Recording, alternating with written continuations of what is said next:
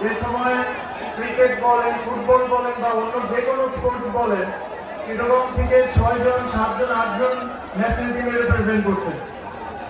But last 15 বছর ধরে আমরা দেখছি যে চিটাগং থেকে হার্ডলি 1 জন বা 2 জন ক্রিকেটে বলেন বা ফুটবলে বলেন বা অন্য যে কোনো স্পোর্টসে ন্যাশনাল টিমকে রিপ্রেজেন্ট করছেন।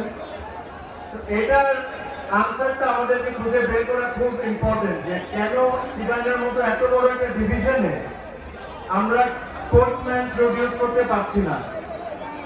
আমার কাছে মনে হয় যদি একটা অনেস্ট আনসার এটার আপনারা জানতে চান, তাহলে আনসারটা আপনাদের নিজেদের দিতে হবে।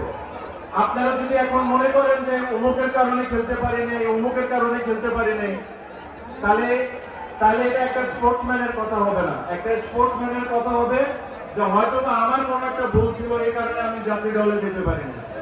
তো আমাদেরকে ওই জিনিসটা আগে মেনে নিতে হবে যে আমাদের কি ভুল ছিল, আমরা কোন জায়গায় ভালো কাজ করতে পারি, যেভাবে আমি ন্যাশনাল টিম আমরা রিপ্রেজেন্ট করতে পারি ইন ডিফারেন্ট সেক্টর।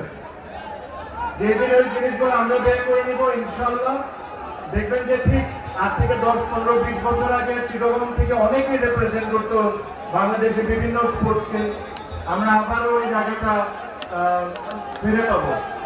আমার সাথে হেলাল ভাইয়ের কথা হয়, ইশরাফুল ভাইয়ের কথা হয়, হুমান ভাইয়ের কথা হয় চিটাগংয়ের স্পোর্টস নিয়ে, যে আমরা কিভাবে করে চিটাগংয়ের স্পোর্টসকে আগের জায়গার মতো নিয়ে আসতে পারি। আই এম শিওর ওনারা যখন সুযোগ পাবেন তখন ওনাদের বেস্ট ট্রাই করবেন যে চিটাগংয়ের ইন্টারেস্টটা ওনারা সব জায়গায় রাখবেন, রেখে ওনারা যেই ধরনের স্পোর্টসই হোক না কেন, cricket, football, badminton, any sports, এই স্পোর্টস ওনারা প্রমোট করবেন in the right possible way, যেরকম চিটাগং থেকে আবার আমরা আগের দিনে ফিরে যাই। আমি এর চেয়ে বেশি আর কোনো কিছু আজকে বলবো না। আমি ভেরি ওভারওয়েলম আপনাদের ভালোবাসা পেয়ে। আপনারা জানেন মাত্র আমি অসুস্থ, মানে একটা খুব বড় ঘটনা হয়েছিল, আমার মাত্র আমি রিকভার করছি, তো আমার বেশি কথা বলা উচিত না, but thank you very much. আমি অ্যাকচুয়ালি মানে এত ভালোবাসা দেখে আমি ভেরি হ্যাপি।